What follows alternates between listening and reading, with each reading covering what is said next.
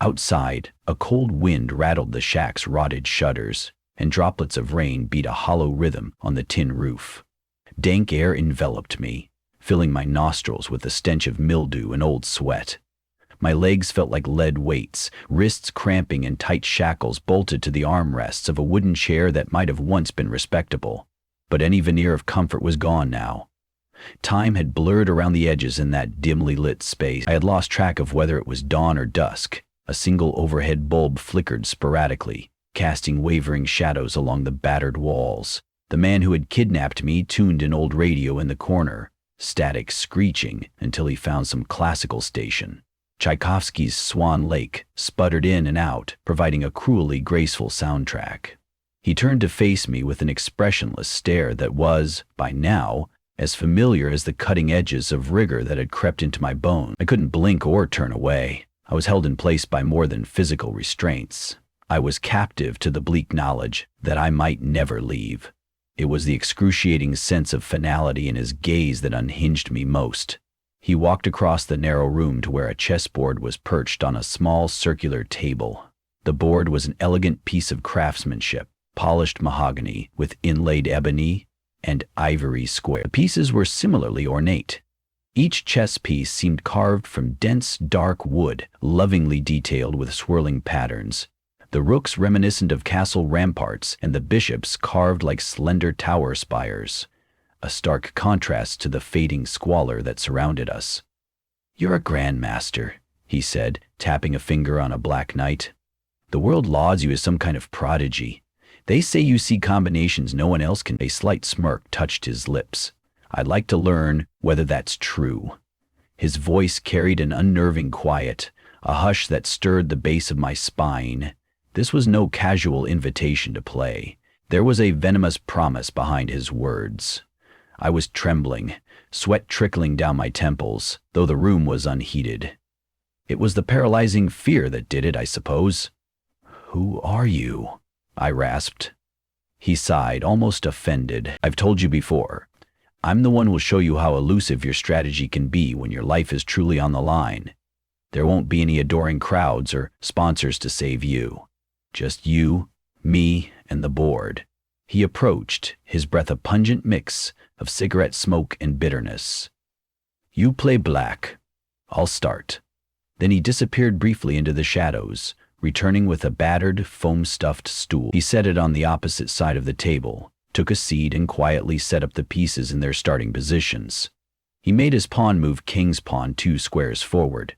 From my vantage point, I recognized the classic opening. My mind automatically worked through the labyrinth of possible replies, though my rational thoughts skittered around the mental chaos of captivity.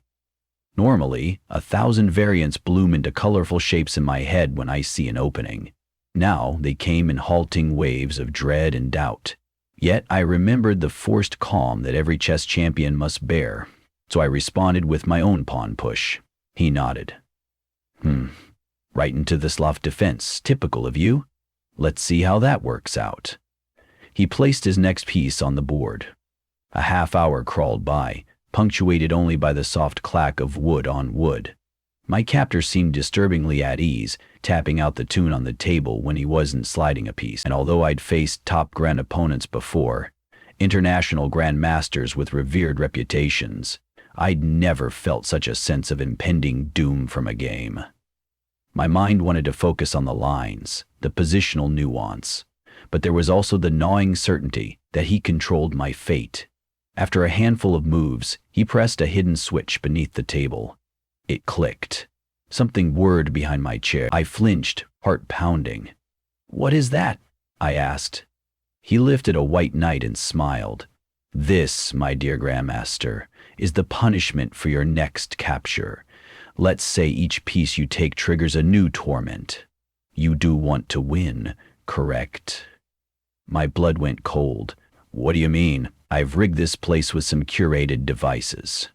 I won't spoil the surprise by telling you how each one works. Suffice it to say your victory or defeat isn't a simple matter of bragging rights. Each piece you remove from the board is a step onto a path of unknown horrors. Unless, of course, you choose to surrender." but that would be a different kind of misery. So, let's keep playing. He moved the knight into an aggressive position. I recognized that arrangement. He was threatening to encroach on my territory. The best move was to capture. In normal circumstances, I might not hesitate to remove the knight, but he had just warned me that this capture had consequences. I swallowed a sharp jab of dread. My entire life had been governed by a love of chess, that unstoppable desire to devour my opponent's positions, foresee and manipulate. Trying to reconcile that passion with the real threat of bodily harm was dizzying. I took a breath. The alternative, losing a piece in the opening stage, was unthinkable from a strategic standpoint, so I captured his knight with my bishop. He gave an approving nod, as if congratulating me on my resolve. Then he depressed a button under the table. Something clamped around my ankles. A current ran through, not powerful enough to paralyze, but strong enough that my muscles started to spasm, and my heart felt like it momentarily skipped. I cried out, bracing against the wave of pain until it stopped. It lasted only a couple of seconds, but my shoulders sagged in its aftermath. So this was what he meant by torment. And we were just getting started, he let out a soft chuckle. That was only a mild shock. You should get used to the feeling. There will be more if you continue on the path of capturing. Then he turned back to the board as though we were in a gentleman's club. Your move. I continued to play, each bit of chess knowledge now laced with mounting apprehension. My captor's expression remained infuriatingly calm. He moved pieces forward methodically, orchestrating pawns, knights, and bishops in a style that felt reminiscent of grandmasters I'd studied. He was no novice. Every time I was forced to capture, I half expected either electric shocks, scalding water, or who knew what else. After the second capture, a high-pitched sonic pulse hammered my eardrums, making me clench my jaw and shut my eyes in agony. Each torment was precisely timed, short, intense bursts of agony. Not lethal, but brutal enough to tear at the edges of my sanity. He never flinched, never faltered. Soon, we reached the middle game. Pieces had been exchanged. The board looked perilous for both sides. My mind tried to remain sharp for tactics, but I was beyond exhausted. My wrists were bruised from fighting the restraints. I worried about what the next capture would bring. My captor paused to light a cigarette. The flame briefly revealed the lines of his face, shadows, etched into sunken cheeks. He inhaled, blew a drift of smoke toward me, and said, I've watched all your triumphant matches. You're so cold-blooded, so mechanical. But I wonder if you can do the same now, with your nerves frayed and your body punished for every right move. I stared at him fiercely. I've never killed anyone, I rasped, the shadows playing tricks on my pounding head. Chess is an art, not a weapon. You don't even know me. He laughed, the sound ripping the silence too loudly. Art? Maybe. But it's also warfare at its core. You sacrifice pawns to protect your more valuable pieces. You massacre your opponent's forces. I just want to see if you can hold that line of thinking when these casualties come at a price. He pointed at the White King. Shall we continue? I felt panic swirling in my stomach. If I lost the game, I had no illusions about what would happen. He would kill me in some slow, twisted manner, or worse, drag me through further torment for his own amusement. My only chance was to keep playing. One move at a time, plan, respond, survive. So I exhaled, forcing myself to recall the discipline I'd honed over decades. I tried to push aside the fear and pain. That mental discipline was all I had. In the next series of moves, I managed to corner one of his rooks. He blundered, giving me an opening. Perhaps it was on purpose, or maybe a genuine mistake. I realized capturing his rook would be a huge advantage. My position on the board demanded it if I wanted any realistic chance at a victory. With trembling hands, I removed his rook. Immediately, the overhead light flickered off. I froze, enveloped in total darkness. Then, something brushed against my ankles. A hiss, some scuttling, and an unmistakable slithering. My heart lurched. A scraping noise signaled him lighting another cigarette. The small flame danced, just enough to reveal the shapes of serpents gliding across the floor. My captor's voice spoke calmly in the darkness. They're not all venomous, I promise you. Just some of them. I gulped for air, trying not to scream. One snake coiled around my boot, tasting the air with its forked tongue. The moment felt like an eternity as I attempted to remain utterly still. Without warning, sharp fangs sank into the leather, failing to penetrate the thick material and missing my leg by a hair. The captive snake hissed in irritation and slithered away. My entire body trembled under the weight of that near miss, but I dared not move too abruptly. Finally, mercifully, the overhead light flickered back on. The serpents vanished as quickly as they'd arrived, retreating through hidden holes in the floor or behind cracked walls. My breath came in ragged spurts. "Now that's real fear," he whispered. "You see how the board is never just a board anymore, yes? Every move has a price." I snapped back to the position. My bishop was in place, staring down his queen. It was my turn to move again. I stared across the table at this man. Part of me wondered what had driven him to this monstrous display. Another part knew it didn't matter. My survival hinged on continuing his twisted game. More moves followed, each accompanied by forced calm on my part. Sweat dripped down my cheeks. My clothes were plastered to my back. The tension in my muscles was overwhelming. With every ticking second, I felt the weight of the next torment, the next surge of terror that might be set upon me. If I dared to capture another piece, what fresh torment would he unleash? Despite the horrors, or perhaps because of them, an odd clarity arose in my mind. Beneath the terror was a lifeline, the familiar, intricate dance of chess. I drew on that. My captor was good, but certain subtle flaws in his approach began to reveal themselves. His style was aggressive, borderline reckless. That gave me fleeting glimmers of advantage, small positions where I might parry his threats and mount my own offense. An experienced player with calmer nerves could exploit those mistakes. With a deep breath, I advanced a pawn that threatened his queen. He responded by retreating it to a diagonal. I pressed on with a knight, trying to position it near his king side. Then, with a sudden jolt, he unleashed an unexpected tactic. He sacrificed his bishop, opening a diagonal that left my king in jeopardy. It was brilliant, but also risky.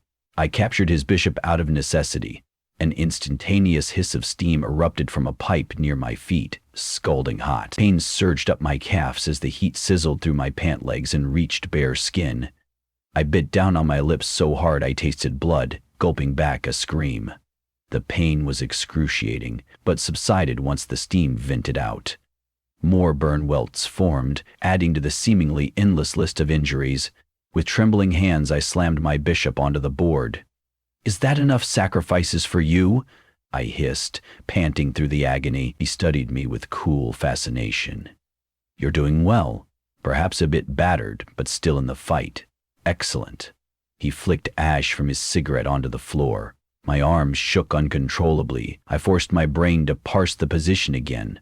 My bishop held a key diagonal. His queen hovered near my side, and both our rooks had limited mobility. The tension was at its peak.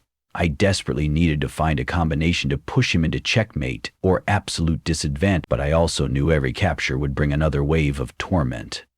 He moved his king forward slightly. An odd choice, almost an invitation for an attack. Realizing a pattern, I hypothesized that each time he offered a vulnerable piece, he was setting up a new punishment. Yet to refuse taking the piece might cost the game. I leaned in, studying the board. If I didn't seize the chance, I'd get pushed back. I captured, some fresh horror would be unleashed. There was no safe route. That was exactly how he wanted it. In a flash, I saw a combination. If I sacrificed my knight, I could lure his queen away from protecting a critical square. Then I could push my pawn to promote or deliver a devastating check. My instincts insisted it was the winning line, but it would cost me. I hesitated, thinking of all the suffering I'd endured with each captured piece. This would likely be no exception. The difference? This time, it wouldn't just be a piece I took from him. It would be part of a forced sequence leading to victory. If everything went exactly right, I could end the game. Biting back the rising panic, I moved my knight into place, Predictably, he captured it with his queen. I advanced my pawn. He frowned, evidently seeing at last what I'd set up. Quickly, he moved his queen to defend, but I had a bishop perfectly placed to chain a discovered check. It was a precariously balanced line. One miscalculation and I'd lose, but I'd spent my life memorizing advanced lines. Even in my battered state, I recognized the forced mate. The next few moves happened in a blur. My bishop pinned his queen to his king, forcing him to interpose. I captured. Then I maneuvered my rook for a check that left his king no safe square. He tried to squirm out, but every flight square was covered by my minor pieces. My heart thundered, certain that he would unleash the final torment. He did. A crackling hum came from behind me, and something brushed the back of my neck. A sudden spark ignited, singeing my hair at the ends. A needle-sharp prickle of electricity pressed against my scalp, punishing me for capturing his final pieces. Despite the pain, I slammed my rook into place. "Checkmate," I murmured, more a gasp than a triumphant shout. My captor stared at the board, eyes narrow as if dissecting each move in reverse. I braced myself for further torment. Was he going to kill me anyway? He clasped his hands and studied me. "Fascinating," he said quietly. "You managed to find the line, even under these conditions." "That's remarkable." I said nothing, chest still heaving. The extent of my injuries had begun to sink in. The burn to my leg, the throbbing in my wrist from the restraints, the cuts from the earlier electric jolts. Blood still trickled slightly from where my teeth had broken the skin of my lip, but I forced myself to maintain what composure I had left. "You know," he said, his voice an eerily soft monotone, "I didn't expect you to actually pull it off. I thought the stress would ruin your instincts." He laughed bitterly. "How ironic that your brilliance shines brightest under the worst circumstances." I tried to read his expression. His fingers drummed the table, lost in thought. Then, piece by piece, he started putting the chess set back in the box, the click of wooden pieces against wood like the slow ticking of a clock. With the board cleared, only the shack and its suffocating illusions remained. "So, I won," I said, more to remind myself than to gloat. "Now what?" He regarded me, inhaled the last of his cigarette, and stubbed it out on the edge of the table. The overhead bulb flickered. "Victory means you've earned a chance, doesn't it?" My constricted heart soared with a fragile hope. "Chance? You'll let me go?" His wide grin was not at all comforting.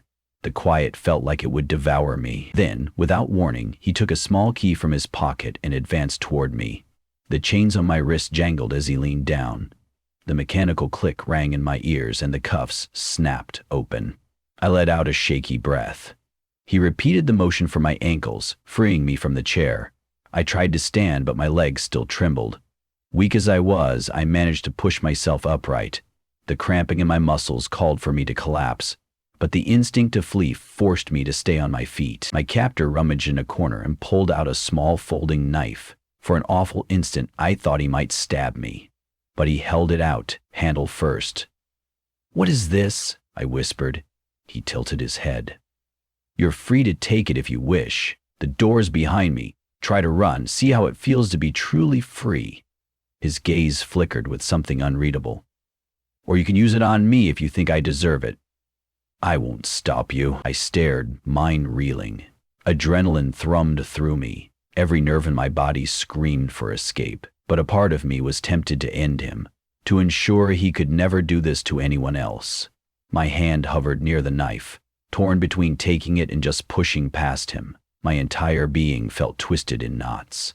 He must have seen my hesitation, because his grin became a slow, mocking curve. "You can't do it, can you? Not even after everything." He set the knife on the small table with a casual shrug. "Leave if you want. I'm done." He stepped aside, raising both hands, giving me a clear path to the battered wooden door.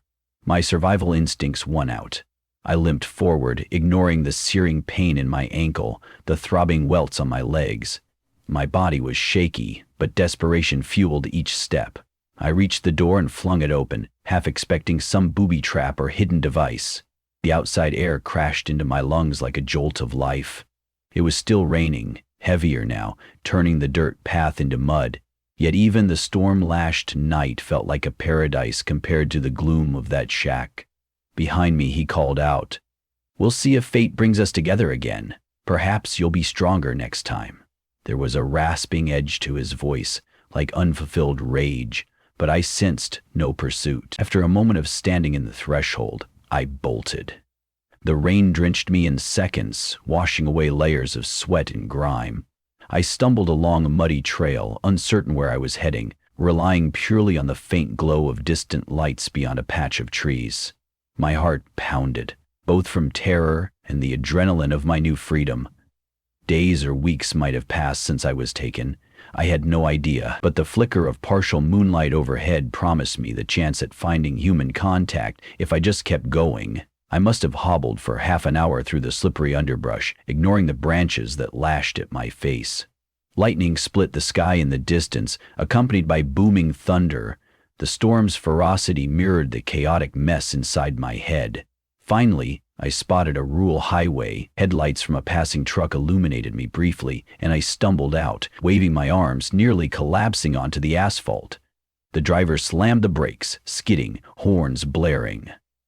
Painted in the glare of headlights, I must have looked like a specter, singed, clothes in rags, eyes bulging with fear. But they stopped, likely out of shock or pity. The driver, a burly man wearing a cap, helped me into the passenger's seat, ignoring my half-coherent ramblings. I could barely speak from exhaustion and relief. All I wanted was to be safe. In the following hours, I found myself in a small hospital, surrounded by oppressive fluorescent lights and the subdued bustle of nurses. The local authorities took my statement, though I couldn't give them much about my captor. No name, no reason for his sadistic chess game. He had never explained his motives. The police found the shack empty when they arrived. The chessboard, the mechanical devices, everything was gone. It was as though my captor had vanished into the night, leaving no trace. Days passed, and I recovered slowly, haunted by nightmares of the serpents, the shocks, and that horrifying final checkmate. Each beep of the hospital monitor made me flinch, reminding me of the hum of those tormenting contraptions. Yet, bit by bit, I forced myself to regain composure. Chess had always been my refuge, a game of logic, a practice in controlling chaos. Now, it brought memories of unimaginable cruelty, but something in me refused to let him steal that from me. Each day I'd pick up the mental pieces, trying to analyze how I'd survived. When I was released from the hospital, I returned hesitantly to my usual life. Friends and fellow professionals in the chess world asked where I'd been. I offered vague explanations about time away due to health issues. I refused interviews, ignored curious journalists, deflected them all. No one would believe the truth, or they would call me paranoid or conspiratorial. A part of me didn't want to relive it anyway. Late at night, I still felt shackles around my wrists, ghosts of the burns on my legs sending twinges of pain. I'd wake up drenched in sweat, convinced I heard a whisper from that man. But gradually I found myself setting up a board again. My hand hovered over the black pieces, remembering that final sequence of moves. Then I'd press the white king into the center, reenacting the forced mate I'd delivered. I could almost hear his voice. "We'll see if fate brings us together again." And in those moments, a quiet determination replaced the fear. Captivity had not broken me. If anything, it had taught me how to endure. My mind replayed that final move, my rook sliding into place, checkmate, locked in, and I swore that if ever he tried to corner me again, I would be ready. No more cowering, no more captor's game. Next time, I'd find a decisive strategy that no torment could undermine. For now, I lived each day acutely aware of life's fragile boundaries. Hunger, thirst, the noise of the city, they were blessings. My bruises would heal. The psychological scars might last longer, but I carried them like a survivor's badge. Chess was war, yes, but it was my war, and I'd fought to protect the last piece that truly mattered, my soul. The torment I'd endured had taught me that, in the end, survival isn't about a single flawless move. It's about the unwavering commitment to fight on, piece by piece, until there's no breath left in you to keep playing. Stepping out into the sunshine a few weeks later, still sore but finally free of my bandages, I inhaled deeply. The gentle warmth on my face was a reminder that I was alive. There were no more chess pieces to move, no more hidden switches set to punish me. My captor was gone, at least for now, and I allowed myself a trembling smile at that thought. Let him try again someday, if he dared. I would face him, and I would choose my moves carefully, knowing every potential consequence. This time, I wouldn't just be reacting. This time, I'd be ready to deliver the darkest checkmate he never saw coming.